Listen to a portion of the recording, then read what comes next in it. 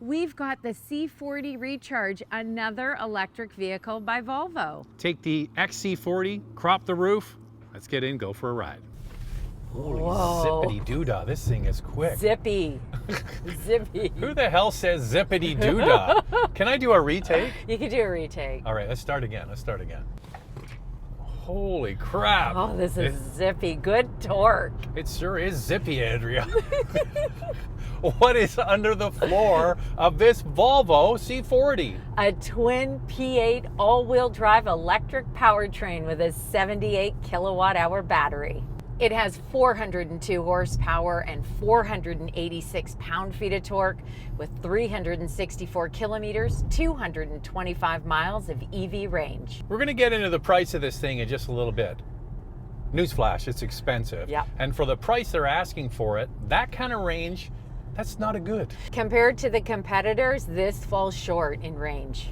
All right, torque, very good. Oh, yeah, the torque is very zippy. Yeah. All right, let's get into what do you get with this C40? What are the key standard features? There is just one trim and you get a 9-inch touchscreen, a 12.3-inch driver display, a 360-degree camera, a 13-speaker Harman Kardon audio system, heated front seats, power driver and passenger seat, driver seat memory, a heated steering wheel, heated rear seats, a panoramic roof, and a hands-free power tailgate. There's not very many buttons in here. What are we going to try and put it in? We're going to put it in S for subscribe. And if you can hit that notification bell, you'll be notified when all of our reviews drop, and then you can watch them. And we do this, the couple car review, twice a week. The first one drops on Wednesday. We put another one out on Saturday. So make sure you like and subscribe and hit that bell. That's important. But also follow on Instagram. It's Motormouth_Andrea to get a sneak peek behind the scenes. For me, it's Motormouth_Auto, and the links are below the like button. This video is brought to you by Car Cost Canada. Get the dealer's cost, list of rebates, plus discounted interest rates. Use the promo code Motormouth to become an expert member and get extra searches. The link is in the description below. I have to say, one thing that Volvo does well is the way that this vehicle handles. It handles beautifully. I like the suspension. It eats up the bumps in the road. It's smooth. That's probably what I like most about this, is the way it drives. We actually have somebody with a great question coming up in Questions, Coffee, and Cars. This or the Model Y. Quick spoiler, this one definitely has a better suspension. They've done a really good job, as Andrea mentioned, with a heavy battery, being able to soak up those bumps without it bouncing over the bumps. They did a very good sort of European style feel to it. There are no drive modes available in this except for off-road, so you can't change the way that this vehicle feels. Now, you can put on the one pedal drive. Don't do that. No, we don't like it. We've switched it off. You just go into the touch screen and do that. It's very easy. It's not that easy, actually. The touchscreen is a hot mess. Well, I disagree with you on that. This screen and this Android-based or Google-based system is not a step forward, Volvo. It isn't. Well, to be honest with you, as an Android user, it is a step forward than the previous model, 100%. But once you figure out where everything is, it's not intuitive to use right away, but it's actually quite a simple system once you know where everything is. While we're recording this, it's the Stanley Cup playoffs, okay? Yeah. Actually, there's a big game tonight. I'm not sure who's going to win yet, so this is going to be after the fact. I want to listen to sports radio, and it's AM here in Vancouver. Actually, talk radio mostly is AM across North America. There is no AM antenna in this system. Nope. That is not a step forward. You know, we've had AM in cars since AM was introduced. Now they just axe it. We want some amplitude modulation. I want my sports talk, and I got to download an app and connect it through a SIM card. Like, it's just ridiculous. And there's no wireless Apple CarPlay right now. I mean, there's supposed to be an over-the-air update on this.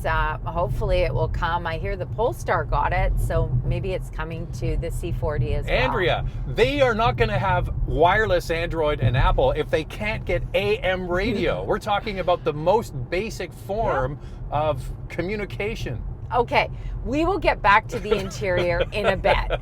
Right now, let's talk about the exterior. I like that. Right? Yeah, it's good. They did a nice job with the styling of this. It's a coupe-like exterior design. It's not as boxy as the XC40, but it's based on the same platform. It's a little bit longer than the XC40, but they share the same wheelbase length and the same width. This is really a XC40 Recharge with a cropped roof. Yeah. But you know what? Volvo does great styling. All of their cars look good. They know what they're doing in the styling department. So kudos to them. I would be happy looking at this every day. Yeah, I me wouldn't too. be happy paying for it every month. But that's enough. We'll get to that in just a little while. Yeah, I'm a big fan of this blue color. There's of course other exterior colors to choose from. You'll pay extra for those. This comes standard with a heat pump. It's got 20-inch wheels. It's got black accents throughout, and there's only one trim. So I guarantee you, Andrea, the interior designers of Volvo have never stayed at a Howard Johnson's. Probably not. I mean, when was the last time we were there? I'm sure the interior of the Howard Johnson is no longer blue. Well, the carpet of this looks like it came right out of a Howard Johnson's.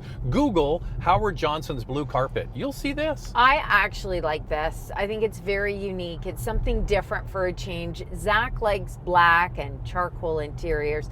That's about it. So it doesn't surprise me he doesn't like it. Good news, Zach, you can get an all charcoal interior, but even better news, this won't cost you extra. I tell you what, now that you know this is Howard Johnson blue carpet, you won't be able to unsee it. All right, the rest of the interior is nice though. I think they've done a pretty good job. This is a vegan interior, Andrea? This is 100% leather-free interior, and it has a little bit of high gloss black at the center console and the trim around the touchscreen. But other than that, it's matte black, and I like the texture of the faux leather material that they used on the seats. You like the matte black, huh? Yeah, the texture on the front of the dash pad here looks pretty good. I love the little garbage can here. They have that in the XC40 version as well. Fantastic. Yeah, Volvo has very clever storage solutions. Even the door pockets are quite large for all those extra items you want to carry. The seats are comfortable. There's lots of lumbar support for long trips, and I really like the seating position in here versus the higher seating position in the XC40. Yeah, they drop the seats down because they crop the roof, which begs the question, if you can drop the seats in this, you should be able to do it in the XC40. That was one of our biggest complaints, is you sit way too high for taller drivers. Good for shorter drivers, but taller drivers, this is a great compromise. Now for $72,000, I'm surprised that this has a manual steering wheel adjustment. I mean, shouldn't it be power? Am I wrong here? You're not wrong. No. There's no head-up display at over $70,000, and then you've got the clumsy head unit. I didn't like the old Volvo system. I liked it better than this though. They had more tiles. When you hit the button, you had more selections. Now you have to go into sub-menus, you have to download apps for the radio, stuff like that. I like this better than the previous model, only because it's faster. I found that it was also a bit glitchy. The glass roof is tinted, and it protects you from those UV rays. And actually, I don't feel like on a sunny day I'm getting beaten up in here, but I don't know how it would be in a super hot climate. It is not super hot here, I'll tell you that.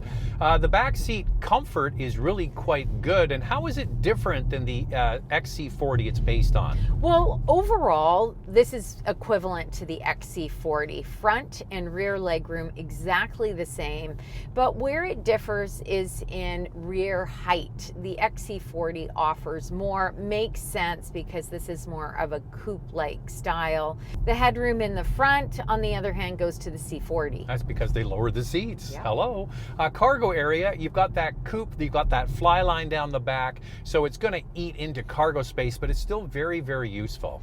Ironically, it offers the same cubic feet as the XC40. There's no change. Oh, they made it a little longer. Yeah. That's why, yeah. Yeah, So they make that's it up right. so They made it a little bit longer. Yeah. If you compare this in size to something like the Model Y, the Genesis GV60, or the Audi Q4, they all offer more space than this. Somebody brought up the Model Y as a competitor. Let's get into it. Time now for questions, coffee, and cars. Your questions from Instagram. Have you heard any feedback or information regarding Volvo's one price philosophy? No haggling, everyone pays the same price. I actually think in this market, when you can't get a vehicle, that works really well. There's no gouging. Well, I think it depends on the market you're in. And in the US, there's obviously price adjustments they're doing on vehicles.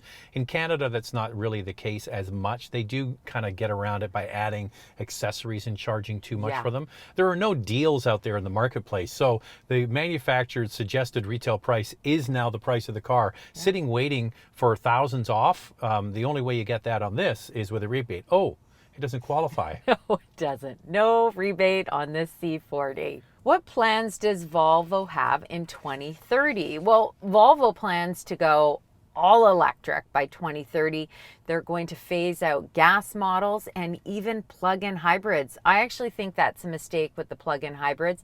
I think all electrified vehicles are important. And I think that the plug-in hybrids, they've got a smaller battery and they're yet so fuel efficient. I think the companies that go entirely all electric, well in advance of others, it's a bit of a mistake, because you've got to remember that not all infrastructure around the world is the same.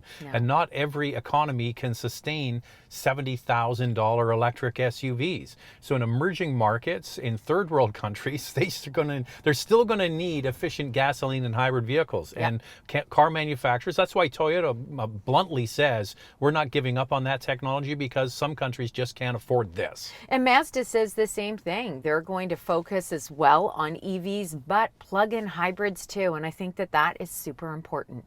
We put out a lot of content each week on the Motormouth YouTube channel, and it's so easy to find. All you do is go to the YouTube search bar and type in Motormouth, the name of the channel, then the brand you're looking for. In this case, it would be Volvo. Then all of our videos pop up. It's that easy. With this $72,000 Canadian price point, would you prefer this car against the Tesla Model Y? Although it can come out a bit more expensive, would it be worth paying that extra money? No, neither of them are worth the money, in my opinion. You know, the Tesla fanboys are already cranking out replies, Andrea. Okay, if you're price sensitive, this is less money than the Model Y. I mean, the Model Y is well over $80,000 now for a starting price point. It's 80, I think 83 the last time I checked, but it moves every week. This is all self-contained, one trim, $72,000. If you want accessories, you pay extra for them, or maybe color options.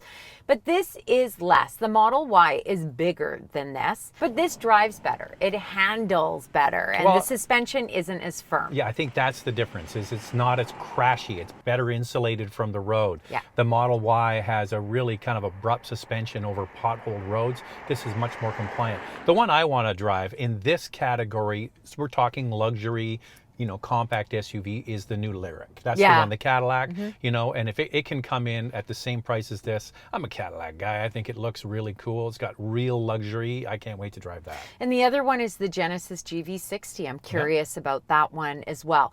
In the end, we wouldn't buy a Model Y, and we certainly wouldn't buy this C40. So I just read an article, the average price of an electric vehicle in Canada, this is BNN Bloomberg, is $60,000. Yep. That is not mass appeal. That is for upper middle class families. This is the big problem with electric cars. And now it's time for our hot topic. What's this one, Andrea? So much potential, but can't get over the price with no rebate, rear window visibility, less range than competitors, and no flat rear floor. What? Wanted to like it so bad. Andrea, get this person's name, because when we go on vacation, they can do the review. That's basically the whole review, right? Nailed it. All of the points are excellent. You're right, it doesn't qualify for the EV federal rebate in Canada. Yeah, in Canada, the vehicle has to start under 60 and can't be over 70. This is over 70. No rebate for you. But ironically, the XC40 Recharge qualifies. It's priced at under $60,000, and the second trim of the XC40 Recharge also qualifies. So why would you buy this when it's based on the same platform? It's not enough style to spend that much money. When you factor in the rebate, it's like $15,000 or maybe $17,000 difference. And the thing about that vehicle, they dropped the price. It was not priced well, so they dropped it $5,000, and now it qualifies. Go figure. Now in the US, it's a different story. Your price point is actually pretty good for the C40. It's a little bit more expensive than the XC40 Recharge, but we can expect that because it's a coupe. In the US, the C40 and the XC40 Recharge both qualify for a tax credit up to $7,500. So you're good there. All right, I want to touch on one of the points he made, which is very, very important. Rear visibility out of this thing is not good. Usually when there's a small window, I can live with it. The problem is with my seating position, I think if you're shorter, it's okay. But if you're a bit taller, I'm 6 feet tall, I can only see one car behind me. Yeah. I can see the headlamps of the car behind me, but I can't see what's going on 2 or 3 cars behind. And I like to know that if someone's coming up quickly behind me. There's a lot of blind spots in this vehicle. I'm not crazy about it. I would just get the XC40 Recharge if I was firm about buying a Volvo. Moving And save a whole lot of money. Yeah, moving on to the hump in the second row. Why? All EVs come with a flat floor. This does not have it. So anybody sitting in the middle seat is not going to be very comfortable. Yes, there is a hump in the middle, but Volvo does give you a frunk. In the front, there's an extra cargo area. You lift up the clamshell underneath the hood, and then there's another sub-floor. Underneath that is the tire repair kit. It's just not going to help the passengers in the rear, the front trunk. I wouldn't put anybody in the front. That's not recommended. So you want to know, how long does this thing take to charge? How far can you go? What's the warranty? It's all in our vital stats. Let's start with pricing. The C40 Recharge starts at just under $73,000 Canadian and just over $58,500 in the US.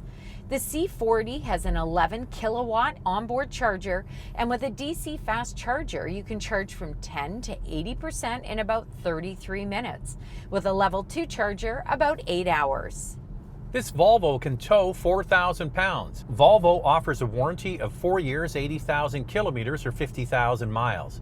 In addition, in Canada, the C40 comes with complimentary scheduled maintenance for 4 years or 80,000 kilometers. In the US, the complimentary service is just 3 years and 36,000 miles. You know what? It's a very competitive market, but they're all expensive in this category. Let's get into what else you can buy. For your consideration, 4 vehicles for you to consider. Up first is the Audi Q4 e-tron with 295 horsepower and 388 kilometers, 241 miles of range. It has a starting price of just under $60,000. The Tesla Model Y long range with 384 horsepower, 531 kilometers or 318 miles of range. It has a starting price of $84,000. The Cadillac Lyriq with 340 horsepower, more than 480 kilometers, 298 miles of range, and a starting price under $68,000. The Genesis GV60 with 314 horsepower, 399 kilometers or 248 miles of range, and a starting price of just over $71,000. So there are 4 electric vehicles for you to consider. Lightning round. 2 things we like, 2 things we like to see improved. I think Volvo nailed it with the handling. I think it looks really good. I'd like to see ventilated front seats in here for $72,000 Canadian. I want a complimentary night at the Howard Johnson's. Unfortunately for me, the negatives outweigh the positives on this one. If you like a Volvo electric, buy the XC40. Way better deal. This video is brought to you by Car Cost Canada. Get the dealer's cost, list of rebates, plus discounted interest rates. Use the promo code Motormouth to become an expert member and get extra searches. The link is in the description below.